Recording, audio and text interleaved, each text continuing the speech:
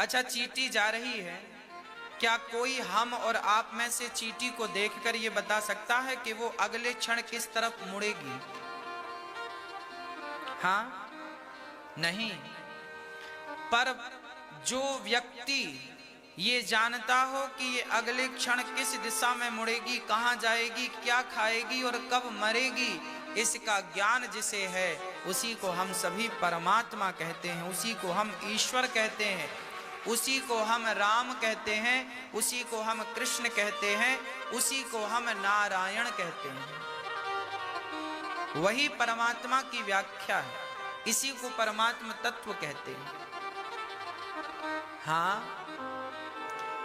तो परमात्मा सच्चिदानंद रूपाय, ईश्वर सत्य चित्त सबके भीतर उपस्थित है और आनंद का स्वरूप है।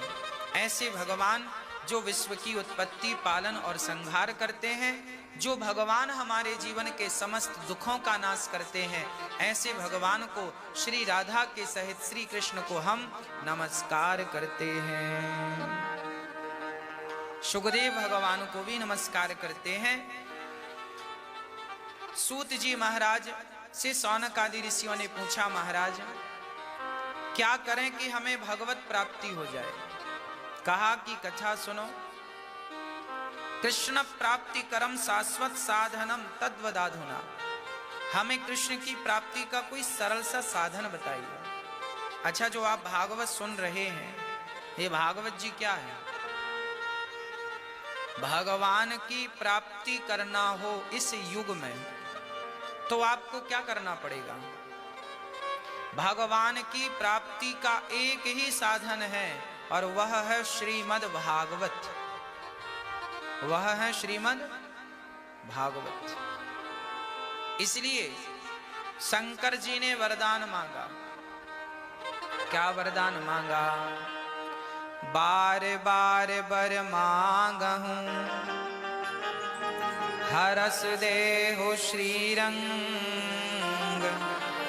पद सरोज अनुपायनी, भक्ति सदा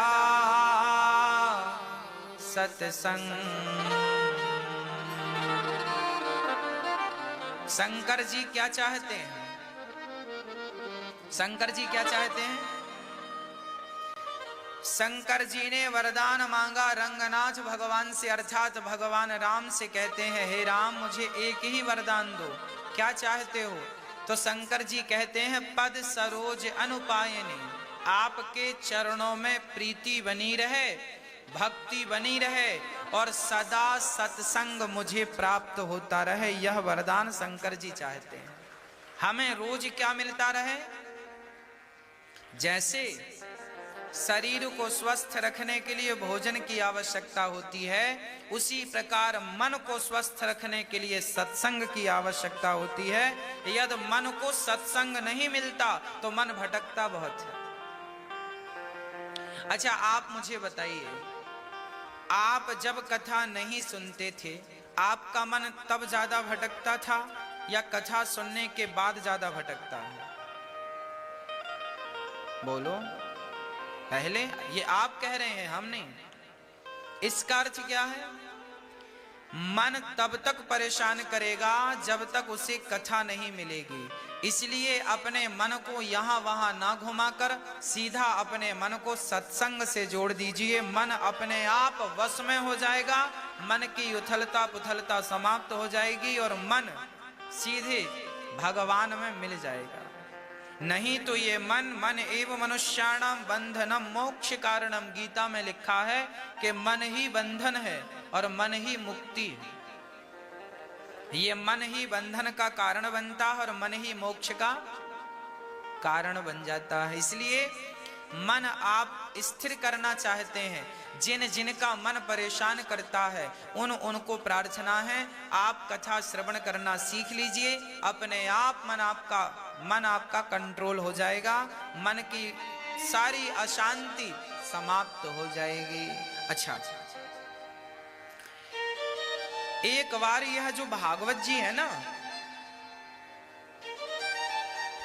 देवताओं को भी इच्छा एक बार सुखदेव जी राजा परीक्षित को भागवत सुना रहे थे। देखिए भागवत क्या है, क्या तत्व है, वो समझा रहा हूं। एक बार भागवत जी देवता लोग राजा परीक्षित सुन रहे थे शुक ताल में। अच्छा, राजा परीक्षित को 7 दिन में मरने का क्या लगा था? श्राप लगा था। अच्छा, राजा परीक्षित को 7 दिन में मरने का श्राप क्यों लगा? 7 दिन में ही क्यों मरना था? 8 दिन का श्राप दे देते। अरे चलो 5 दिन में मर जाओ ऐसा कह देते, 4 दिन में मर जा ऐसा कह देते।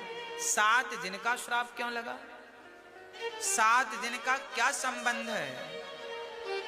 सच्ची बताऊं मेरी मां, राजा परीक्षित को 7 दिन का श्राप यदि ना लगता तो राजा परीक्षित को सुखदेव जी भागवत ना सुनाते, और भागवत ना सुनाते तो आज आप और हम भागवत ना सुन रहे होते, और भागवत ना सुन रहे होते तो संसार के कामों में, संसार के विषयों में उलझे होते। सच्ची बात तो यह है कि भगवान ने हम जैसे पतितों को पावन करने के लिए सप्ताह भागवत राजा परीक्षित को सुनाई। इसी बहाने सप्ताह भागवत जी का प्राकट्य होना था, भागवत जी का प्राकट्य होना था। और 7 दिन ही होते हैं, 8वां कोई दिन नहीं होता। सोमवार से लेके रविवार तक कितना हुआ? 7। इन 7 में ही हम आए हैं और इन 7 में ही हमें जाना है। तो 7 दिन की जिंदगी हमारी है, इसलिए 7 दिन की कथा है। एक कहते हैं जन्म भी 7 होते हैं, हम सामान्य लोग कहते हैं ना 7 जन्म तक साथ रहेंगे, है ना? तो 7 दिन की भागवत सुनने से 7 जन्म सुधर जाते हैं। यह 7 दिनों की कथा है। भागवत एक जन्म नहीं, 7 जन्म सुधर, और 7 जन्म नहीं 21 पीढ़ियां सुधार देती।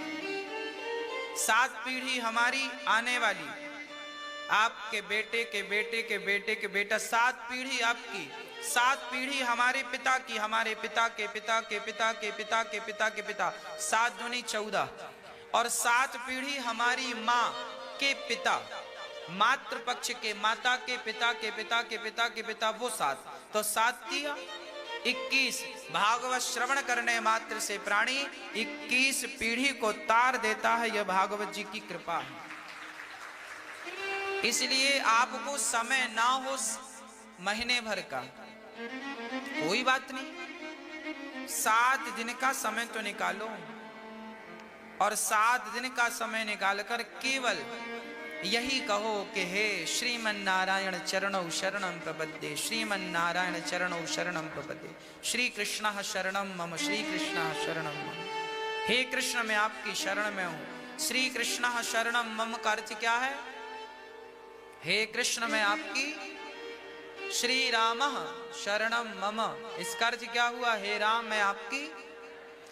आप यही कहा करिए श्री कृष्ण श्री कृष्ण, श्री कृष्ण शरणम मम। श्री मतलब राधा, कृष्ण मतलब कृष्ण। हे राधा कृष्ण मैं आपकी शरण में हूं, हे राधा कृष्ण मैं आपकी, हे सीताराम मैं आपकी, श्री सीता श्री राम शरणम मम। श्री राम, श्री मतलब सीता, श्री मतलब सीता, और राम मतलब राम। हे सीताराम मैं आपकी, श्रीमन नारायण चरणौ शरणम प्रपद्ये। हे श्रीमन, श्रीमन मतलब श्री मतलब लक्ष्मी। श्री राम के संग जुड़ जाए तो श्री मतलब सीता होता है, श्री कृष्ण के संग जुड़ जाए तो श्री मतलब राधा होता है, और श्री नारायण के संग जुड़ जाए तो श्री मतलब लक्ष्मी हो जाता है। तो श्री मतलब यह है।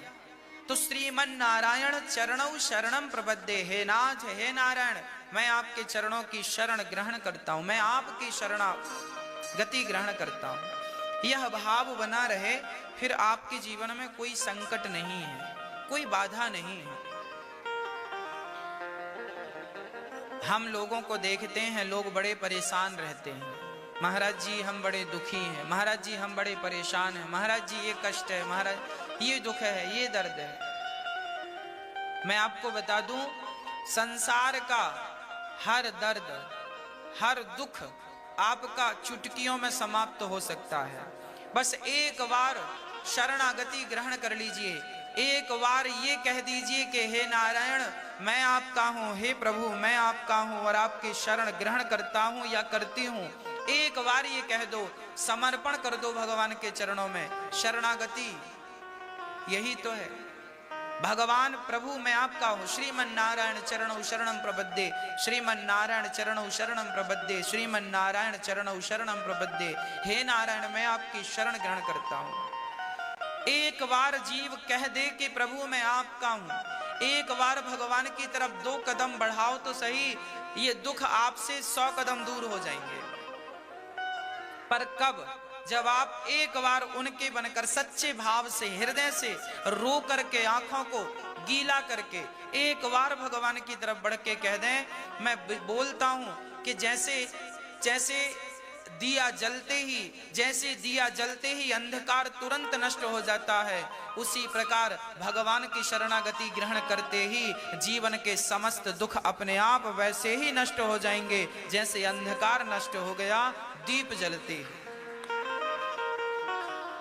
पर इतना ही लोगों को कठिन लगता, इतना नहीं हो पाता, इसलिए लोग परेशान हैं, बहुत परेशान हैं लोग। और ये परेशानी कभी दूर नहीं होने वाली बिना भगवान के। अंधकार का क्या इलाज है? क्या इलाज है?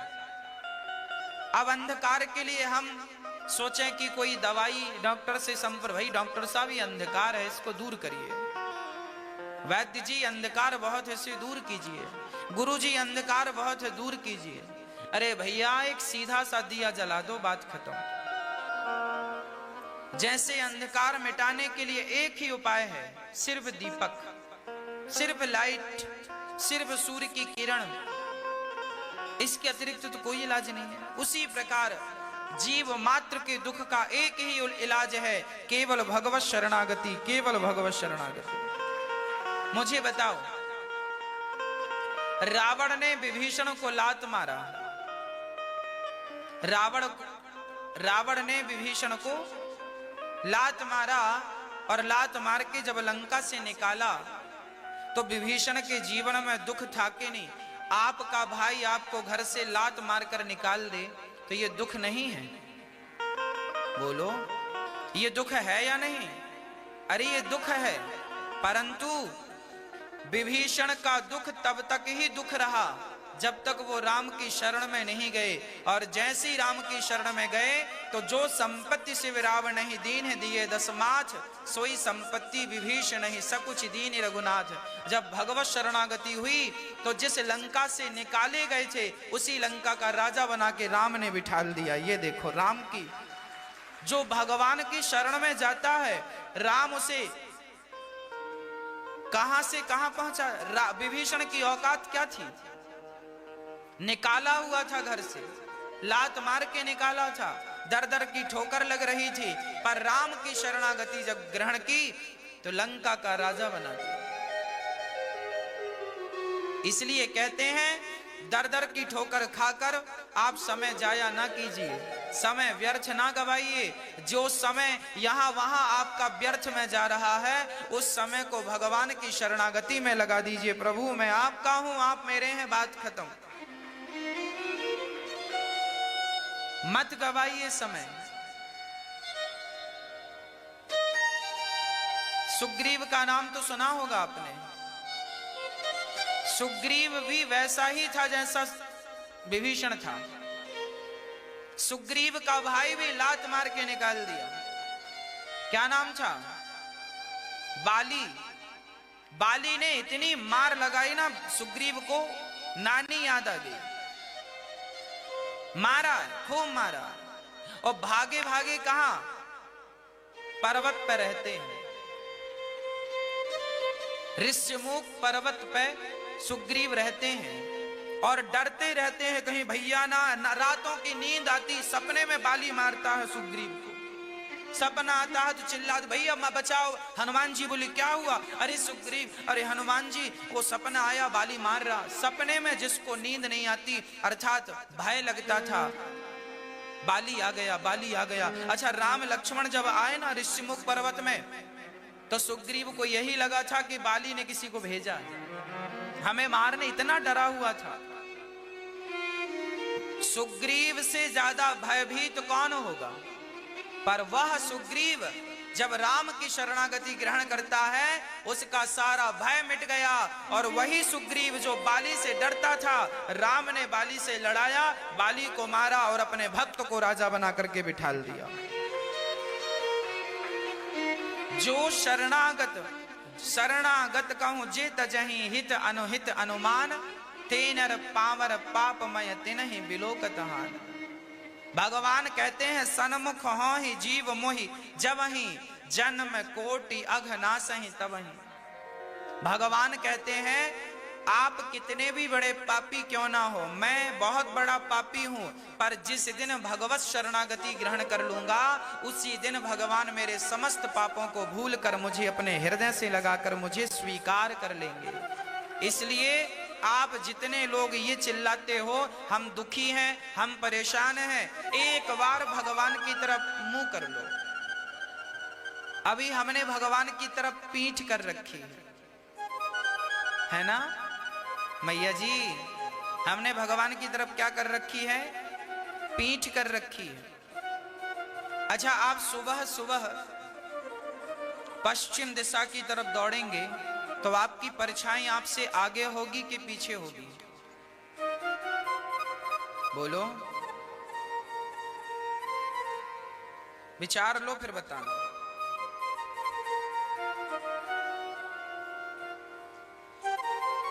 सुबह सुबह पश्चिम दिशा की तरफ दौड़ेंगे तो परछाई आपके आगे होगी या पीछे? हाँ, आपके, हाँ, आपके बिल्कुल ठीक आगे होगी। आप जितना तेज भागेंगे आपकी परछाई आपसे उतना दूर भागेगी। आप अपनी परछाई को पकड़ने के लिए भागेंगे तो आपकी परछाई आपसे दूर भागेगी। ये संसार का सुख। अच्छा, आप लोग भी सुख पकड़ना चाहते हैं, आपको लगता है हम जवान ही बने रहें, कभी बुढ़े ना हो। आपको लगता है हमारे पास संपत्ति बनी रहे, कभी नष्ट ना हो। आपको लगता है हमारे घर में कोई मरे ना। आपको लगता है हमारे घर में पैसों की बरसात होती रहे और शरीर निरोगी रहे, कोई बुखार भी ना आए, जरा सा दर्द ना हो। सब यही सपना लिए बैठे हैं, परंतु क्या ये संभव है? आप सदा जवान, कितना भी क्रीम पाउडर पोत लो, कितनी भी दवाइयां खा लो, कितना भी कुछ कर लो, पर अटल सत्य यही है कि एक दिन तुम्हें बुढ़ा होना है। हाँ या ना?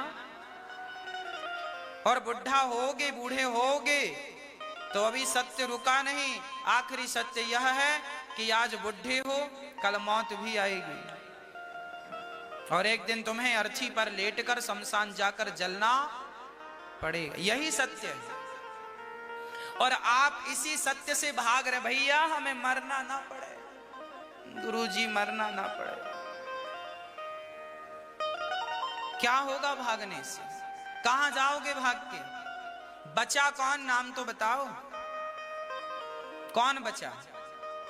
तुम्हारे बाप दादे बच गए, दादा परदादा बच गए, तुम कैसे बचोगे? इसलिए मरने का भय त्याग कर भगवान की शरणागति की ओर बढ़ो। प्रभु मौत आए इसका डर नहीं है, मौत आए उसके पहले आप आ जाए, मैं ये चाहता हूं।